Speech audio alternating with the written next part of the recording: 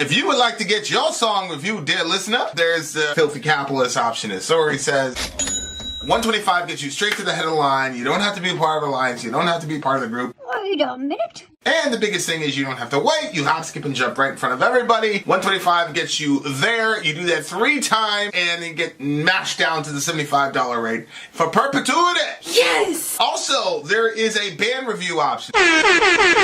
So if you've got a band and you're trying to get your band some exposure, hit me up at vinsori@gmail.com, and I'll show you the details about how to pull that off. You can also jump on Patreon, and there is a option on the tiers to be able to get your band reviewed. Yep. Obviously, we can't lie to you, so we can't guarantee a positive review.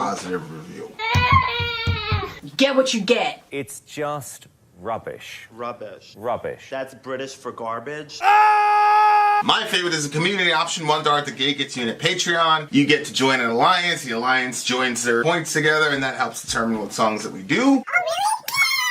The alliances hang out on Discord. Message me on Patreon to get the link. And they do all kinds of other cool things. They do Minecraft, Dungeons and Dragons. Yeah. It's really a community within the community. Anybody can go in the village, facebook.com/Vin and Sori. There's 160,000+ people on the channel. What's cool about the Discord is that it offers a real opportunity for community connection, friendship, that type of thing. And it's on Discord, so if you're not a Facebook person, it's for you. You start off at $1. Right. Plus you get exclusives. Sori and I are working on a song. So the first 15 seconds of that was on Patreon. Also, at $15 tier and above, when we actually debut the video, they're going to be there live with us. There you are, dear listener. Buy our merch. Buy our merch indeed, and a child shall lead them to buy our merch. Vinny, we are ready to start.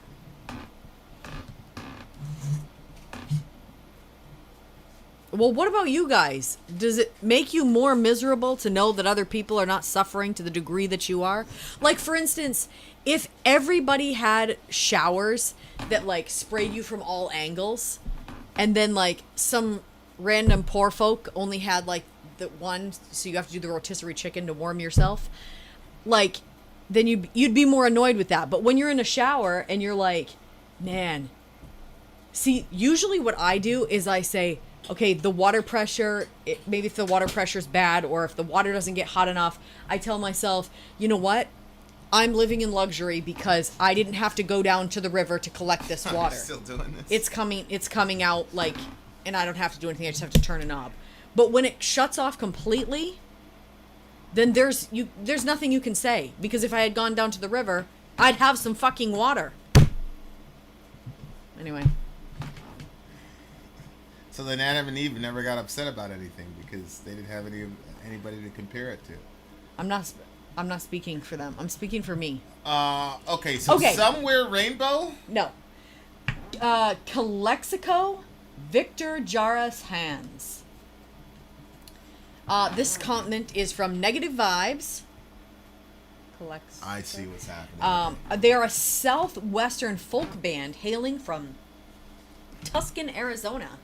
This track is a fiery song, about the tragic death of Chilean socialist teacher, poet, songwriter Victor Jara at the hands of the Augusto Pinochet regime. Pinochet. While it's much heavier subject matter than the rest of the stream, it represents a vital and often overlooked function carried by folk music. Excuse me. Okay. All right, here we go. So is it Colegio? Probably. All right. I want to say it's Calexico, but it could be Colegio. All right, here we go, guys. Let's check it out. It's called Jara's Hands is what it's called? Victor Jara's hands. Victor Jara's Hands. Okay. That should be interesting. I'm going to have to look that up. Like, did something happen to him? Did something happen to his hands? I don't know what's going to happen to the man. Pretty sure I downloaded it. Talk to the people. I know I'm reading their comments to see what they have to say about suffering. Negative Vibes. Oh man, sorry, I can go on for days on suffering, but that's from the Buddhist perspective. Yeah, I always thought that are you Buddhist? Ridiculous. It's right there. Unbelievable. I always thought, like, I had a hard time with that. And maybe it's because I don't really know a whole lot about Buddhism, but, like, I saw that picture of, I guess, Buddha underneath the tree, starving, blah, blah, blah. That was when he was really, like, going through and coming up to all of his stuff. But then later you just see the majority of all of the depictions of him. He's a very, like, overweight person, like, and so to me that was like, if he was searching for, like, the end of all desire, to me, if you're that big, you're living a gluttonous lifestyle. So that means you didn't end all desire because you desire that food like that. And maybe that's just me looking at this, like, in a really weird, like, kind of, like, fringe way. Maybe there's, like, a lot more to it than that. But yeah. You're watching way too much Cat Williams. What? What? That was a Cat Williams joke. We said It wasn't even a joke. I'm being serious. Yeah, that. What? It's not like he was, like, started out skinny and starving. Like, he was from, like, from an upper class family. No, he got left the so he could revelation go. under Yeah, the tree and everything. Exactly, and he was all in that, starving state. But then the majority of the depictions the of him, Chinese he's not like that laughing Buddha anymore. is a different dude. That's not even. That's Okay, not well, even that's our what I'm guy. saying. Like, well, I'm unaware. Body shaming. Sorry, over Our here, Chiro. out here, body shaming Buddha. And there's no line. There's no line with these people, bro. All right, here we go. Calexico. Let's do it. Jara's hands. Jose Jara's hands. Okay. Get my lyrics on here. Oh, that's pretty. I like that. Ooh, that's pretty.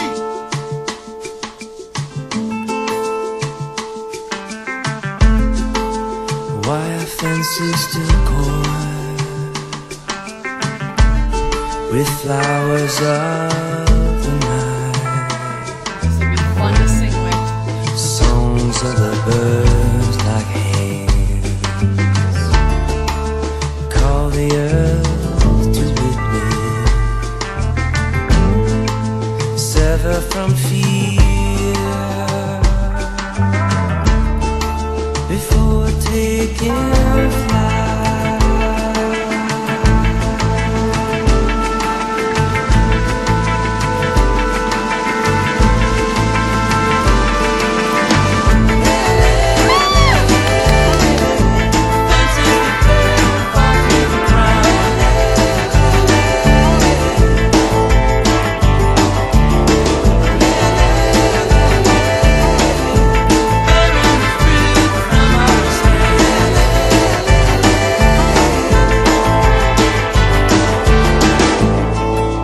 Me siento solo y perdido.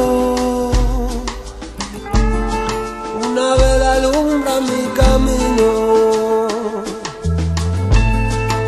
cruzando tierras que nunca he visto, cruzando el río de mi destino.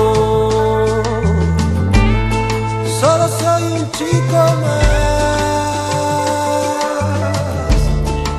que sueña en alto y mirando al mar.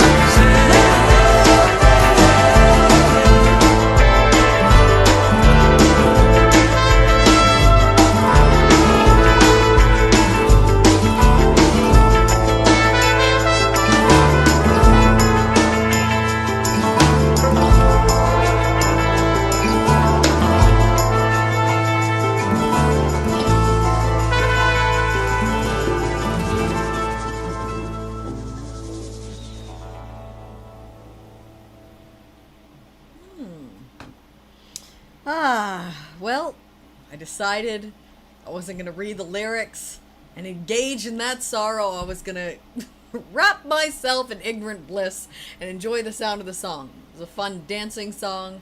You could imagine a lot of people around. There's probably food, a lot of family, Always very food. loud people. Always food with Soraya. We're waiting on the next one. Very, very, very fun. I love, I don't know what type of music that is, but that is really fun to vibe with. All right, bring in the sorrow. Let me know what this song is actually about. Specifically thinking about his hands, because I'm like, why talk about his hands?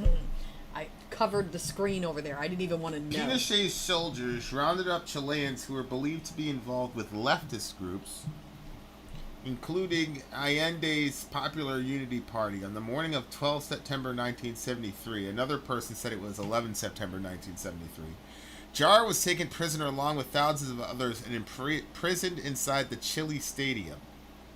The guards there tortured him, smashing his hands and fingers, and then mocked him by asking him to play the guitar. Jara instead sang the Chilean protest song, Venceremos, which means we will win. Soon after, he was killed with a gunshot to the head, and his body was riddled with more than 40 bullets. There's a Netflix documentary about it, Massacre at the Stadium. So there you go. I hate when people are so sick. So he was a musician, so that's why they went after his hands, I know, because he that's was a sad. musician. That's really sad. I mean, I'm not. It's not sad. I mean, the guy was a soldier. He knew what he was doing, and he knew he was gonna. He knew he was gonna die, and he, you know, he kept his gangster until his last moment. Like, I don't feel sorry for people like that. You know, everybody's gotta die. I get all that, but like, at least he went out doing something he believed in. like, obviously we have a lot of problems in America. I am not saying that. I'm just like, we're at the point where if we decide that we're gonna do corporal punishment, like, you're injected with something, you know what I'm saying? Like, and then they go to sleep. Capital punishment, yeah. Well, It's Utah still has death by firing squad. what? Yeah. Okay, but even death by firing squad is not as bad as smashing someone's friggin' hands. It's better than the electric chair. And yeah, you know what I'm saying? Like to me, when we saw that other song where they're gonna hang this girl, like, the type of person that you have to be that has that as your job, like, you hang people or you smash somebody's hands, or, you know what I mean? Like, what type of person can do that? Well, I think it was Firing squad. Everybody shooting. can do that. Everybody can do that. It just depends on what you can get people to believe. We just had this conversation with a friend, and like, oh my God, I would never kill somebody or whatever. I was like, yeah, if you thought your next door neighbor was legitimately out to assault your daughter, and you could get somebody to hurt that person, you wouldn't do it? Of course you would. So, I think it was just, like, people don't understand, like, when you're at, it's a spur of the moment thing. They got somebody who's a voice for the opposition, and they're initially trying to torture him to probably say something against the movement or whatever, but this guy had decided he was willing to give his life over this shit. So they started beating him up, whatever, trying to get him to do, and he wouldn't, so they just continued to escalate, and, you know, it ended up, you know, they broke his hands or whatever. Like, it's terrible. Like, a lot of times, like, a lot of atrocities are, like, when you I tell Johan this all the time, like, if you itemize how to make a sandwich, if you stop and look at every single step you have to take to make a sandwich, it makes that sound like an extremely complex operation. Mm-hmm. Versus just doing the sandwich, which everything is almost instantaneous and you're doing it without thinking. That's kind of the dynamic that happens when you get people and their entire job is only to impose violence on people. It's like, you have a soldier, literally the job of the soldier is to channel violence in such a way as to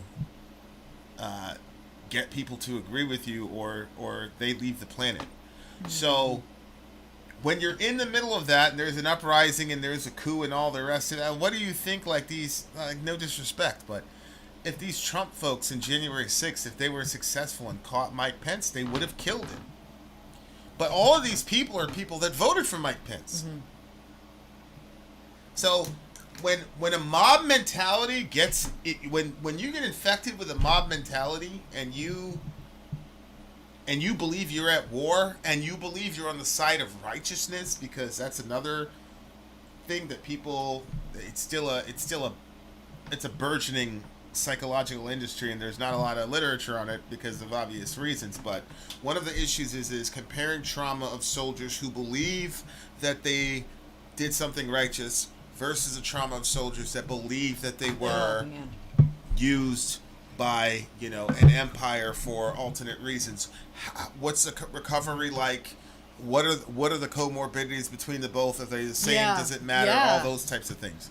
So when you're in the middle of a coup like this and you've got a large chunk of people that believe 100% that they're on the side of righteousness, they fight differently, and they also justify things differently. So for example, you hear a lot about like, oh, we committed a bunch of war crimes in Vietnam. Why?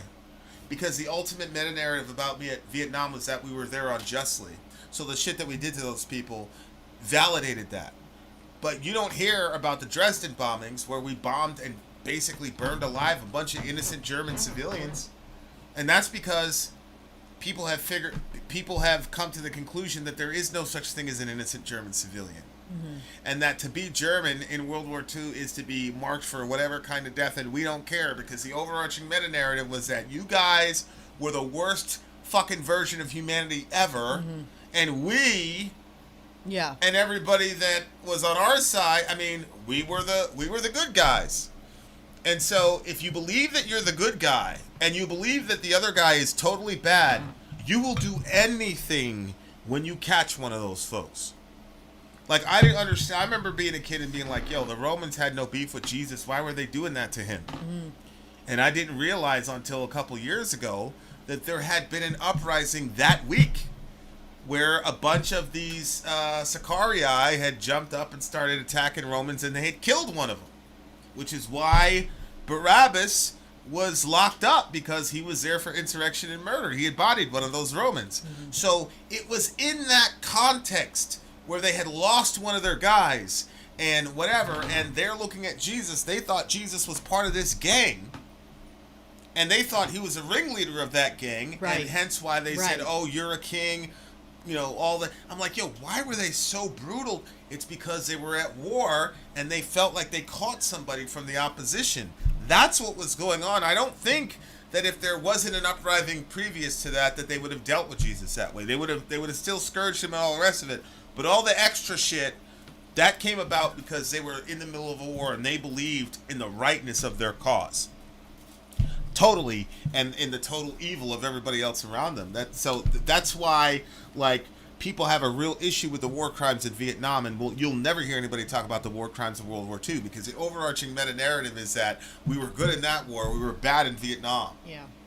So, it's so easy for me to see, like, it's so weird, like, I don't judge those soldiers at all, like, I have zero feeling about them for what they did to him, and I don't feel any pity for him. Like, both knew what they were getting into, were willing to pay the ultimate price, and I'm certain that the guys who lived after that moment paid a much heavier price than Mr. Jara did. Yep. Because it doesn't matter. You were not part of a completely righteous cause. Right. You were not on the side completely of the good guys.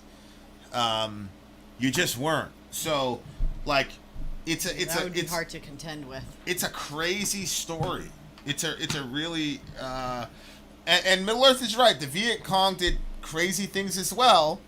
It went both ways. If anything, they were worse. I'm sure the Viet Cong did worse. I'm sure they did. Why? Because they believed they were totally righteous. And why? They were. We invaded their land. Yeah. Yeah.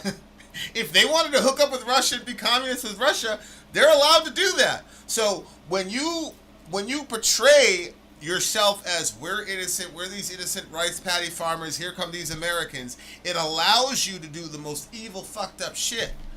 Whereas on the other side, if you're like, hey, we're here to stop communism, then it'll give you the same Yep. type of thing, but then you're also mixed with a bunch of people saying, what the fuck, I didn't want to be here, I got drafted here. What do you mean we're here fighting communism? Yeah. These are fucking simple rice farmers. What can they do to us? Yeah. So you're gonna, that seed of doubt, I mean, they'll tell you doubt will kill you, and it will, but it also kind of makes you less willing to engage in the sadism that war creates, but you still have groupthink, you still have all that. It just there's just way too much. Like when you wind people up and you train them and then you send them off to war, the whole concept of war crimes to me is I'm sorry, but you can't put men in that situation at the height of their physical powers, and then tell them a story to justify that narrative, and then expect them to operate and know certain limits. Like the ability for people at the height of war, when you have blood in your mouth on both sides, on any side, like the ability to curb that and say, chill out, like that to me is like peak level. This separates us from animals. Yeah, and Like- the other thing too is that like most people are in their 20s when they're doing that. And like when you're a kid, a 20-year-old seems like a grown person. But when you're close to 40, you're looking at 20-year-olds and you're like, they're not far past being just kids themselves. Right. And the older that you get, the more perspective you get, the more angles that you see, the more, like what you're saying about it, I mean, you're speaking from this side. You're almost 40 years old. You're looking at it from a different angle. If you were 20 having this conversation, it wouldn't sound like this, I'm quite sure. Especially if 9/11 had just happened. You know what I'm saying? Like, Yeah. but people, yeah. So, But it's like, yeah, that's sad to drag they're a kids like picture that. Marine snipers, and they're pissing on that IED bomber. This guy had planted a bunch of IEDs, was terrorizing, like, Yep. and they found him. Yep. And so they, and it's like, oh, how could they do this? It's like, what the fuck? They just saw their friend's limbs fucking flying. All they had left was the guy's teeth. Like, what are you talking about? These are traumatized people, and this is the guy that did it. And so, what do you yeah, think? Yeah. they jammed him up, and they, I'm not. But look, everybody, like anything that happens in that kind of a milieu, man, like. I do think, like, you still have to have a concept like war crimes and things like that. Like, I understand that, but, like, if you've never been in that situation, it's not even something you should look at. And I'm not saying, I'm saying that because, like, if you talk about justice, you have to talk about equity. And that's a big term that a lot of folks on a certain political persuasion are using. Like, you have to think about the concept of equity and think to yourself, like, these are young men who've been charged up, told a certain narrative, and then just saw their friends die, knowing that one of you guys did it, and he's smiling in your face every day at the souk because you know he did it, he knows you did it, but unless you have definitive proof, he knows your ROE. Like, like it's hard, man. Mm-hmm. And you got to look at that guy and you're like, yo, I just want to dead this dude right here. Mm-hmm. You can't. And then you find. Here's the video. Boom, boom, boom. We found him. Okay, click, clack. You're out. Mm-hmm. See ya. If those guys do some shit and desecrate his body, like even good old Muhammad when he ran up on his buddy there, his uncle. He was like, okay, and Allah had to say, no, you guys can't desecrate and mutilate people's bodies or whatever. God himself. Yeah. God what himself, about good old Muhammad? God himself had to shut down Rasulullah. He was out there trying to hurt people. So, look, I think it's important to have courts. I think it's important to have international criminal courts. I think all those things are important. I think it's important to discourage people to not desecrate the dead and then capture it, this is not Chicago. We're not going to, like, kill you and then put it on fucking Twitter and Facebook and say, we got our dead ops, USA, like... You know what I'm saying? So there has to be that sort of civilian outrage. Like, I think that's still important. But, like, internally, as far as, like, my mindset, like, nah, man, them people... That's why you should avoid war at all costs. If you don't want that shit to happen, then fucking avoid war and stop playing games. Like all this Ukraine shit and everybody. If you don't want to hear about people being tortured, people being ravaged, people's bodies being desecrated and shit, like, then don't. You know, it's like that guy that used to mentor me in Houston, and one of his boys ended up on TV, and they were gonna load up and kill everybody over there. There was a bunch of kids. It was Somalia. It was a bunch of kids that are around the helicopter had just dragged away his friend, and they got stopped. They got turned around. They were just gonna go down there and massacre everybody because they had blood. That was like if you don't want that to happen, just fucking don't go to war, man.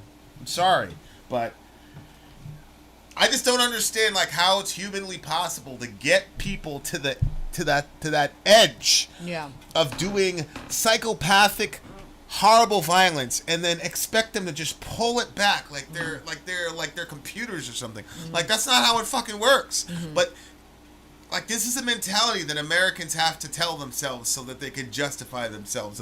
So when they see a bunch of dudes peeing on a guy, they're like, "Oh, we didn't produce people like that." Yes, the fuck you did. Yeah, you did. You did produce people like that. You put those boys in that situation. So, like, it's terrible. It's horrible. I'm saying I don't feel bad for the guy because any man that makes a decision to go up against the government, then you're signing your death warrant. When I was out there, Planned Parenthood shit, people threatened to kill me. Like, I'm willing to die over this shit. You know, we had a friend, and they were threatening him, you know, because we started out up in the paper. So I was over his house one time. He's got one of his M4s. So I'm like, what the fuck are you going to kill? We're going to kill these people? Now that people starting to give you some mean looks and said, now you want to strap up and, like, kill everybody? Because now you feeling some pressure? Like, what did you expect? Like, we're supposed to die over this shit. Like, so anybody that ends up in that situation, like, I respect it. I don't feel bad for you. Like, I feel bad for your kids. I don't feel bad for him. He knew what he was doing. But I respect the hell out of him. You know, and that's somebody I'm going to tell my kids about. As far as those soldiers, like I said, this happened pretty recently, it looks like, and they're going to have to live with the ramifications of what they did to that man. What year did that happen in? You know, well, this must have been in the 80s at least, right? Like all the Sandinista stuff down there in South America. Jeez. It's horrible stuff. It's really, really, really horrible stuff. But this is why you should avoid war. So, you know, respect to the big homie Jara, man. Like that guy. Here, one thing I will say about why I respect this guy a little bit more than the average is because this guy wasn't a soldier. He was an artist. He was a musician. Yeah. He could have fled, got asylum, and then did his music in exile, and he could have said to himself, "I'm gonna influence more people through my music than I would through my death." Right. But in the providence of God, God's like, nope, you're gonna influence people with your death. Then, you know, like that I respect. Like, you are not a soldier. You are not trained. You are not like. There's so many like. You know, I mean, there's a lot of shit that you get trained and conditioned and psycho-conditioned into. Like, to be just a regular artist. Especially an artist. To just be willing to die that way, like, to me, like, that's what puts me in awe. You know what I'm saying? Like, that makes me go, oh my God, like, I couldn't do that. You know what I'm saying? Like, if you were in. I never got into an altercation ever without some sort of training. Never. I was always either it was boxing, taekwondo, whatever it was. Like, I always had some, you know, we got mixed up in stuff when we were in New York that there wasn't much like actual real training for. But as far as everything else, like I never went into a situation like not knowing what to do. This guy's a musician. Yeah. Like, what does he know about exactly. like preparing his mind to die and you know. Yeah. You know, so that it is why I'm giving it a silent count. This is a silent count to me. It's crazy to me that this dude like made that sacrifice, and we're still talking about him. You know what I'm saying? Yeah. Like that to me is that's powerful, man. Powerful. So it's a 9.89 for me. Would you give it? 9.89, and I'm refusing to accept the context of the song. It's gonna be a fun little dancing party food song for me. I got you. Rest in peace to the homie. Is bliss. Rest in peace to the homie, and live in peace to all the folks who've had the unfortunate burden of taking other people's lives and then having to figure out a way to be a normal human being. Go to McDonald's and eat a cheeseburger like you're a normal person. So shout out to all y'all. Nobody knows that pain, so shout out to y'all as well. All right, guys. We have 1/2 more songs for you beautiful people. So let's check it out. Vin out. Sorry out. Gone.